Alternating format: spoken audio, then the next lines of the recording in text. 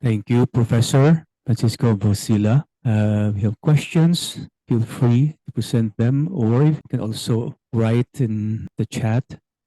There is one question from Fatima community. Okay. Yes. Yes, please. Start. Thank you, Professor Bosila. Earlier in your talk, you mentioned about the 7 sins of Francesco Sambiasi. I'm not familiar with his works about the 7 sins, but it recalls to my mind, since you mentioned later on about the devil and the angels of Satan and Jesus, the 2 camps. I suppose the 7 sins are the 7 capital sins, like pride and sloth, gluttony, greed, lust, and so on. Now, in your research, could you please maybe give some example? Did he, Sambiasi, did he, probably, I think, I don't know about this, because it recalls to my mind Dante's Divine Comedy, which you mentioned about hell, about purgatory, and then heaven, and all the 7 capital sins, as in comparison or contrasted with the 7 virtues, Christian virtues. Could you enlighten some of them? Yes. I'm not an expert on this theological aspect, but I can tell you a few things. Okay, so, first of all, the 7 Sins is a book that now is not as studied as other texts produced by the Jesuits in Ming Dynasty, for example, Aleni's books. No, in reality, it's not a book by Sambiasi. It is Diego de Pantoja. Diego de Pantoja wrote the 7 Sins, which is exactly as you said, a book to educate the Chinese converts in understanding the very concept of sin. For example, how lustful could be, quote, lustful, to having more than one wife. Okay, so this touches upon the topic of integrating Christian morality within the Chinese habitat, for example, of the family. So De Pantoja and Sambiasi, by the way, I'm more an expert on this, share the same attention and protection from Paolo Xu Guangqi, and they were both selected as expert in canons. So this is an interesting, and in the construction of artillery post. So I think we, or at least this is what I try, because I'm not definitely a Jesuit scholar. I am an amateur who tries to get more and more information, evidently, from my point of view. I try to be as much as an historian, encompassing different aspects. So I think that there's a lot to be studied here. And another figure that I mentioned of extreme importance for the new morality of the Chinese converts is Alfonso Vagnone.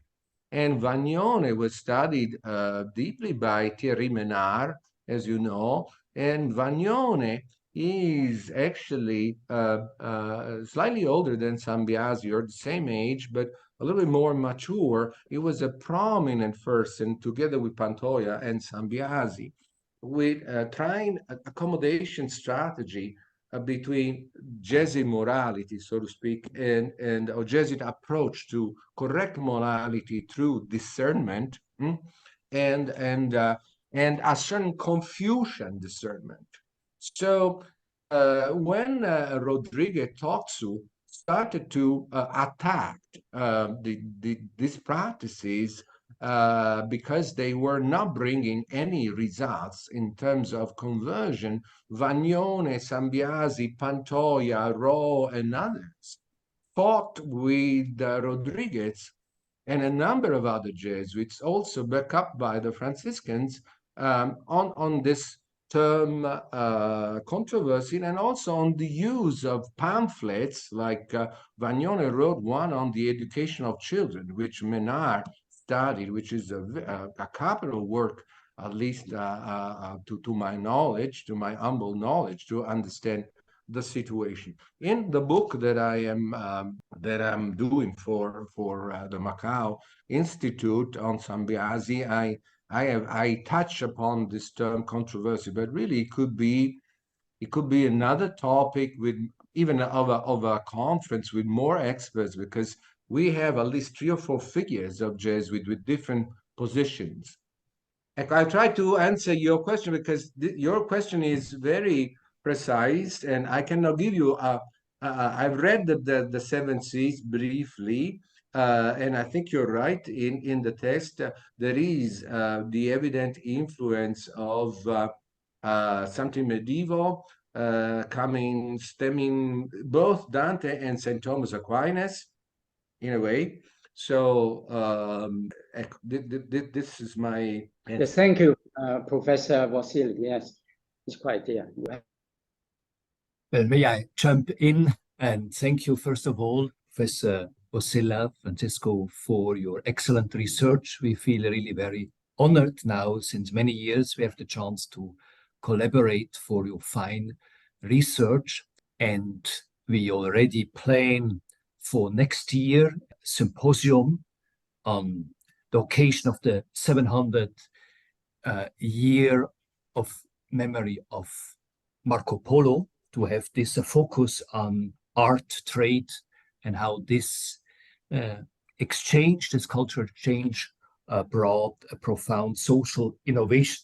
For today, I just was intrigued by one aspect when you were referring to the humble consideration of the soul. I think the soul is a very key aspect theologically, from a spiritual point of view.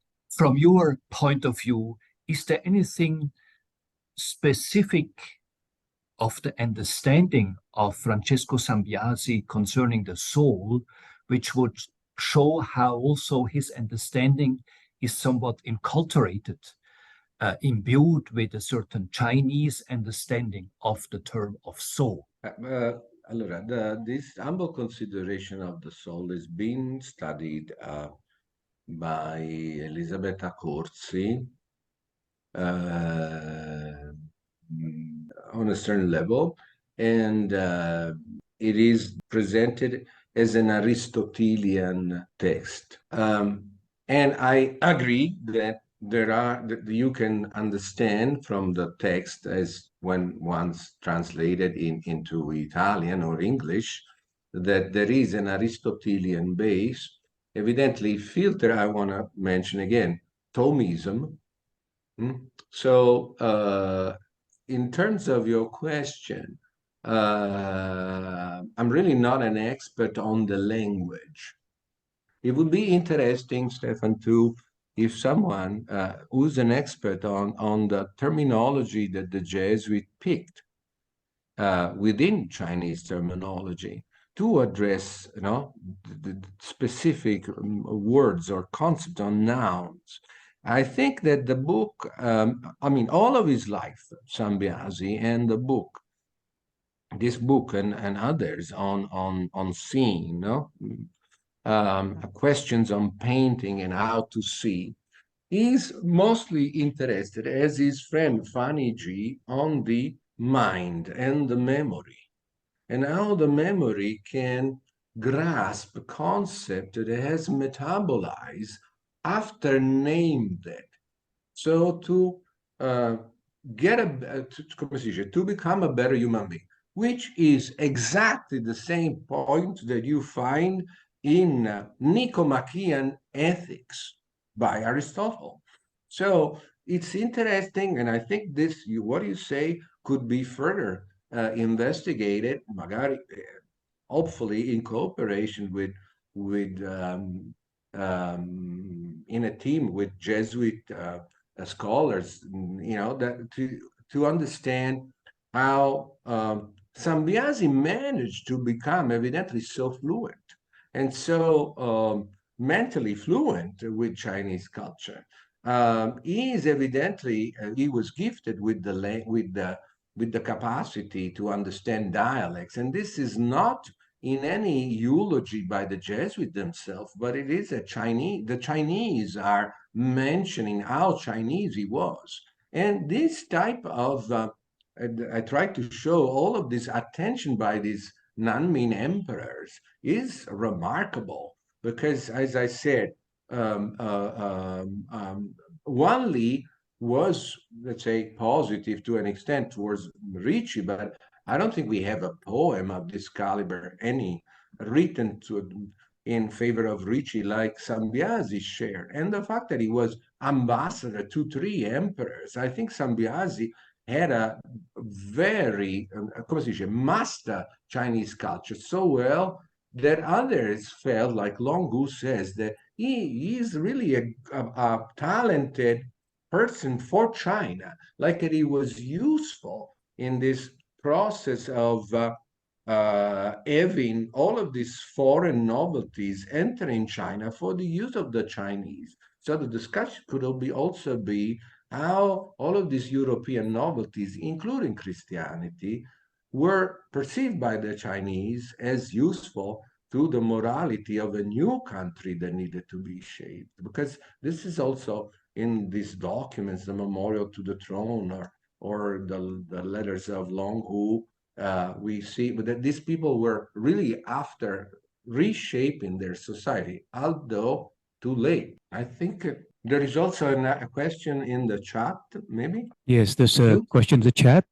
Dear Francisco, what do you know about other Jesuits' opinion of the time regarding Sambiasi's strong political alignment with the Ming Emperor? Yes, I am.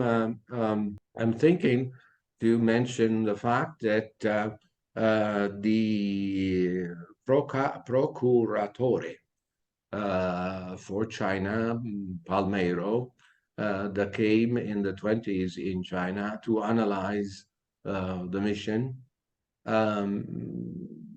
mentioned Sambiasi as too political and too close to his Chinese converts, as someone that had become too Chinese in terms of politics and in terms of the way to present himself. So probably there were, as in other cases, tensions between different Jesuits, depending on their also how close they were to the center of power. This is a very difficult discourse, but Sambiasi seemed to have been the Jesuit with the closest ties with the Ming in this period, and others were using him, I think, to, for example, the Macanese government to present the trades in a different perspective, and also the use of Western artillery is a matter of dispute because, of course, you are participating in a war, no? And it was a choice that Sambiasi made. I'm sure, I mean, I understand, or I think from what from all these letters that he informed Roma to a level maybe higher than the provincial, although the vice provincials was Giulio Aleni, and from what I understand, Giulio Aleni and Sambiasi were always in good terms. Thank you very much. Yes. More on this topic about the relationship between Jesuits at that time. I want to mention Michael Boym, the Polish Jesuit missionary who was involved in the matter very deeply. You mentioned that he was probably the most committed Jesuit in the matter of supporting the Ming dynasty. At that time, the Jesuits in Macau, actually, they did not have very unified policy with regard to this. Some were in favor of supporting Ming dynasty. The others were in the favor of already collaborating with the new approaching power, right? More pragmatic approach as it happened in the history in different contexts. So the question is, how much Sambiasi were aware of this diplomacy of sending Boehm as the envoy to Europe, and if Sambiasi was so close to the emperor, why he was not the ambassador sent to Europe to seek for the military support of the falling Ming dynasty?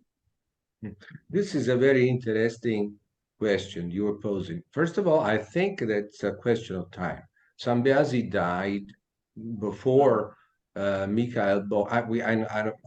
I'm not an expert on Boehm. I think when Sambiasi died, maybe Boehm just had arrived in Macau. I'm not sure. But Yongle is the person, not that through Ellen, has more relations with Michael Boehm. You correct me if I'm on the wrong track. Meantime, like Charles Fombelle, Martino Martini, they had already chosen the Qin perspective, and to my understanding, they did the right thing because on one hand, in Beijing, they could not, otherwise they would have been kicked out of Beijing. So I'm talking mostly for Jean Fombelle. But Sambiasi not only was close to the emperor, to the Nanming emperor, but he also was a prominent figure in the astronomical observatory of Nanming, of Nanjing. So here we have, and I show Shikefa and others characters that managed to survive all of these 5 suitors of the last of the Ming. So I think, you know, we can do more researches on how this torch of diplomacy passed from the Sambiasi generation to the Mikhail Boehm generation. And I think he could not go to Europe because he was also old, you know. And one thing to go from Nanjing to Macau, another is to take an enormous trip. He would have risked his life as later Provana. Remember Provana that was chosen as an ambassador from Kanchi to go to Roma and talk with Tamburini about the right controversy later on in the Settecento, the 18th century. So, and Provana died on the way back. So I think it's a question of time, and definitely you are totally right. Michael Boehm is the person after Sambiasi, at least that I know, that did the most in terms of diplomacy for the Southern Ming.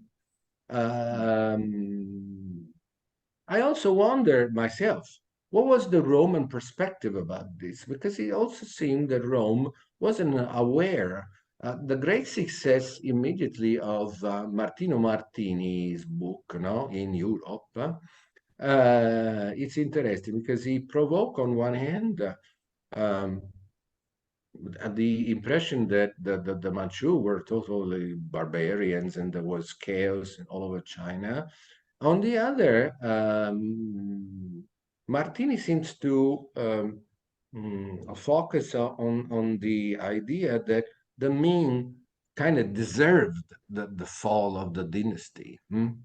And I think that there were some Jesuits who really hoped that the Manchu could be more active in a dialogue, especially those in Beijing. I'm not sure how Adam Chalfombel was aware of Sambiasi's political activities. This I don't know. And for what I know, there's really hardly any scholarship there. I think that if we compose more studies on this diplomacy issues between Sambiasi and Mikhail Boehm, we would discover new things because not very studied, not very well studied, at least in Italy, for example. Yes, thank you. Thank you. Maybe one more question. There's a From comment chat. about, thanking Professor Vasila for your presentation. I have a consideration to share. It is interesting to notice how the figure of Matteo Ricci Limato tends to keep interesting figures like Sambiasi in the periphery of Jesuit studies. Thanks for sharing with us the testimony of the Chinese voices of the emperors about him. Thank you from Silvia Toro. Grazie, Silvia Toro. Many thanks. She has a point. Uh, of course, Sambiasi was to meet Ricci. He couldn't make it. Giulio Aleni describes because they traveled together. Aleni and Sambiasi, they arrived to Beijing, and Sambiasi is come si chiama. Ricci was already dead, and they went to his tomb together. So Sambiasi saw himself as someone that was following Lily in the steps of Ricci. Of course, Ricci now is more famous than anybody else because he came first and he did whatever he did. I think of I don't know. I cannot say. I think that he deserved to be even more than a venerable, in my humble opinion. But Sambiasi, there's all of this information that we have in Roma about collected by Bartoli, about exorcism, healing people, miracles that Sambiasi did. I think this is a different story that could be also studied. If there is a ground within Society of Jesus to present this figure, Sambiasi, I'm saying, better, because sort of faded, really, as she says, in the periphery. Thank you. At the end of the talk, you mentioned that our friend and the colleague in the Society of Jesus was indeed a good friend of the Jesuits, also a diplomat. I wonder if we could use the word also a politician, because at the society, after the change of the dynasty, so from the Qing, you go to the Manchu, from the Ming, sorry, go to the Manchu. And so what is important for the Jesuit, we could say from outside, he said, after all, we don't mind this or that emperor. What we mind is to stay in our position as a good friend of China, whatever China ruler is. Well, I don't jump to the present time, not at all. But this, instead of a diplomat, he did, of course, a lot of diplomacy, but the Jesuits were perhaps too much politician, and the visitor, Palmero, as you mentioned, was a little doubtful about this stand. I don't know what you think. My question is not a question, actually. It's just a reflection, and I would like to hear your... No, I think you made a very important point for my understanding. Again, allora, in the Arzi, at the Archivio of Roma, of Society of Jesus, we have all of these documents, some of which I have received the permission to publish in this book, and I'm presenting only the ones that I really understand. There are other documents in Portuguese, including Palmeiros, analysis of China, that I think have been published only partially. So maybe we should find some experts on the Portuguese language of the 17th century and translate these documents, which are at the Arzi, and really to get a better picture of how these different components of Society of Jesus were seeing the mission. In my understanding, there's always a distance between what Roma thinks, and then what happens in the province. And because what happens in the province, I am now jumping to the present, allow me. What happens in the province has to do with the local politicians, no matter what. So Sambiasi, you're totally right. not only was a diplomat, he was also a politician. He had some rank. It seems to me that he was a bit selective of the figures he decided to put extra activity for. For example, he was really a friend of Long Hu. So I think there is a moral selection, like Sambiasi had assumed onto himself almost like the possibility to decide if he, as a Jesuit, could support this or that candidate to the dragon throne. Or this is my impression. But I don't think it, as I said, then it's death and 2 years of suffering for wounds. I think then if he had developed the sin of pride, then maybe he had time also to, come si dice, using strong word, repent or reconsider, discern how diplomacy, political activity could be very provisional, very relative.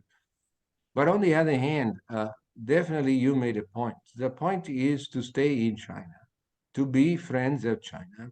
And I didn't present it today, but in the book, there are other chapters dedicated to how Sambiasi made friends with these intellectuals of the Fouché, and even this courtesan, and even other people. So he was not only just power, and like conversion top down. He was at the crossroads of many interesting characters of the 17th century world that was changing because of the Ming and also economical situation.